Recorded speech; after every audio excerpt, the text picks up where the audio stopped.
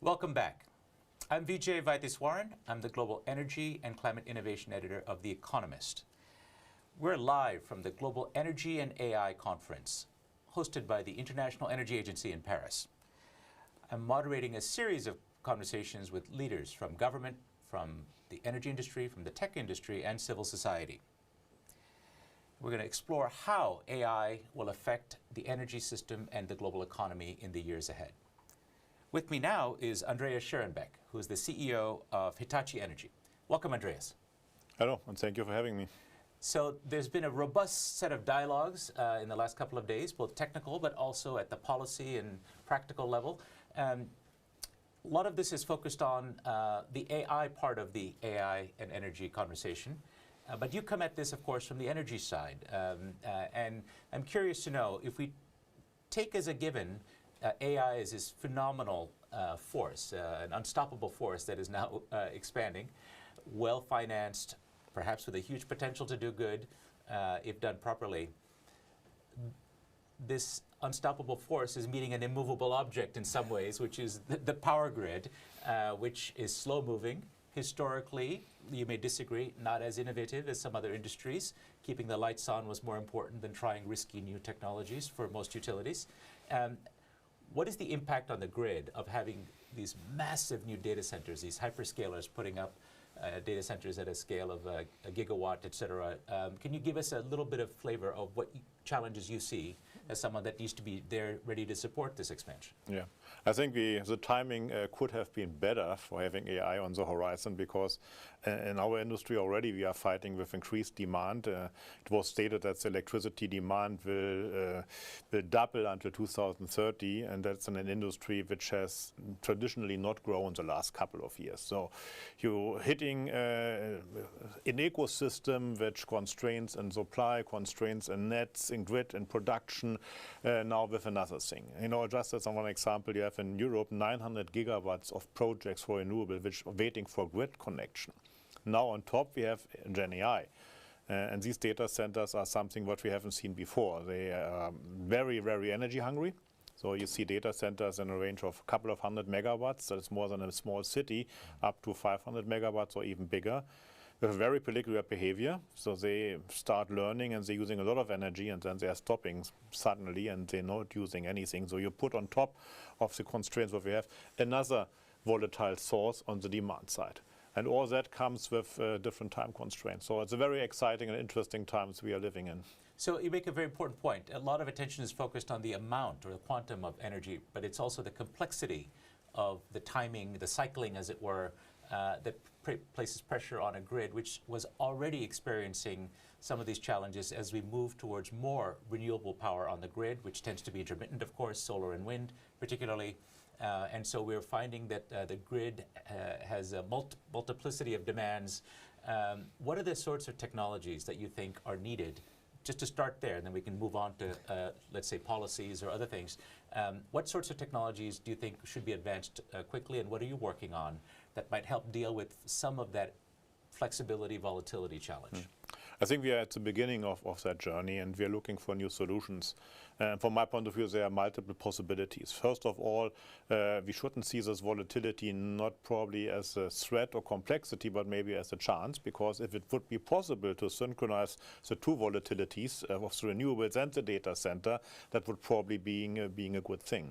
On the other hand, you can look in battery storage to mitigate the impact what we have to do anyway with renewable sources. So from my point of view, we have all the basic technologies what we need. We just have to fine-tune it now for the requirements. Now, there has been tremendous enthusiasm about batteries, not just the traditional batteries, but other forms of novel energy storage. I've written extensively in The Economist about this of late, with the prices falling, with the capacity expanding globally. Even so, is it fair to say that we cannot scale up batteries fast enough for the grid, or even in a distributed fashion, to deal with this challenge of intermittency, and in particular the volatility imposed by data centers? We're going to need other tools as well.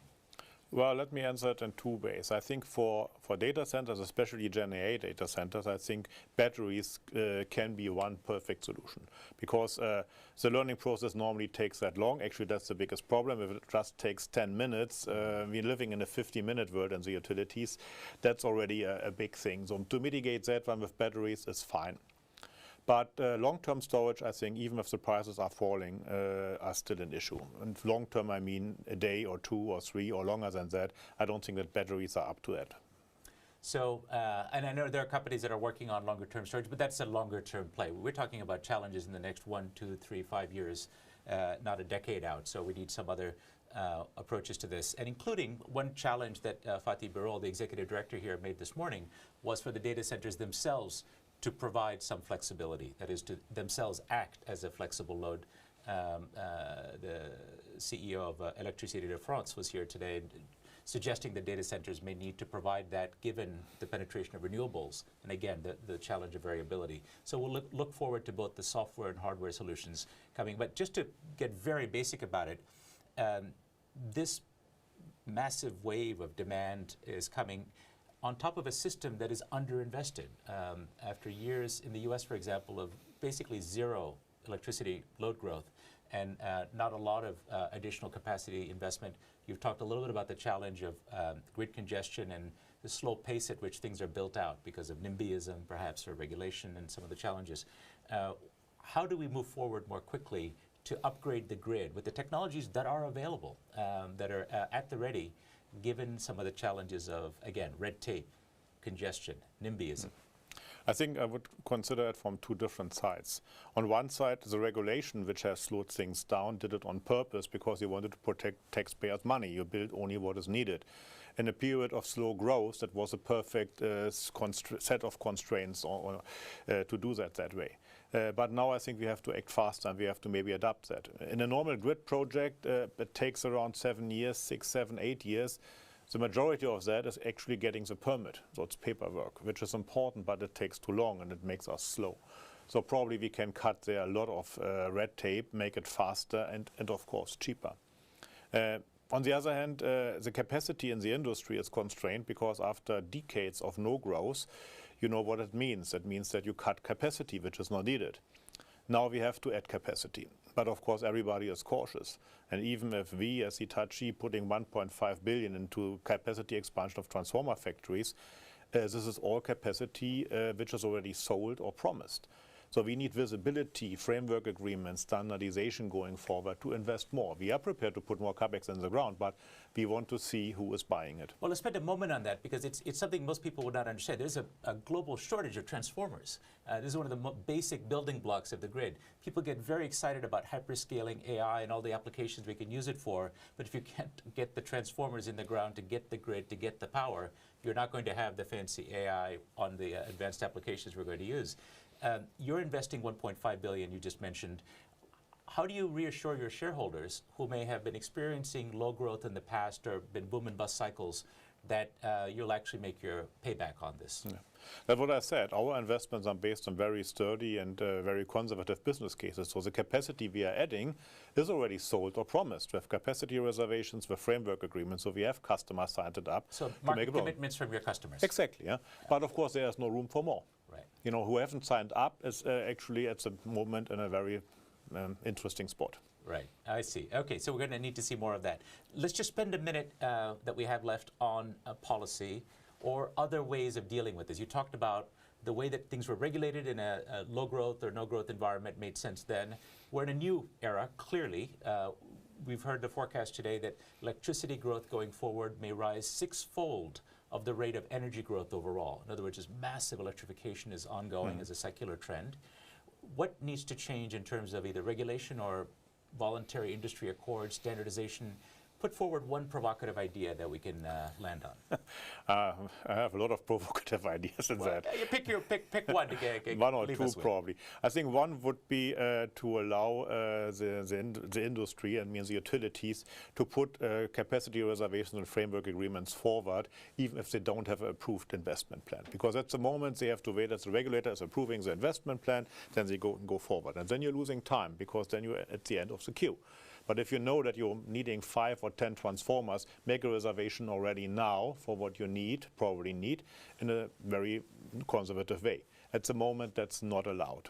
Our customers are not able to do that. That would make a tremendous change in this whole thing. And on the other hand, doing permitting faster, maybe by reversing it, and instead of asking for a permit, and if you don't get an answer, you don't have a permit, just reverse and say, look, there's 3 months or 6 months process time to look at a permit. If there's nothing happening, it's okay to go forward.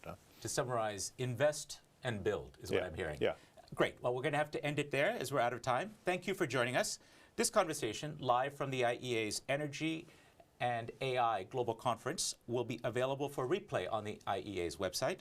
Up next, I'll be speaking with Jeffrey Olson, head of the Power Commercial Team at Kairos Power. We hope you'll join us then. Thank you.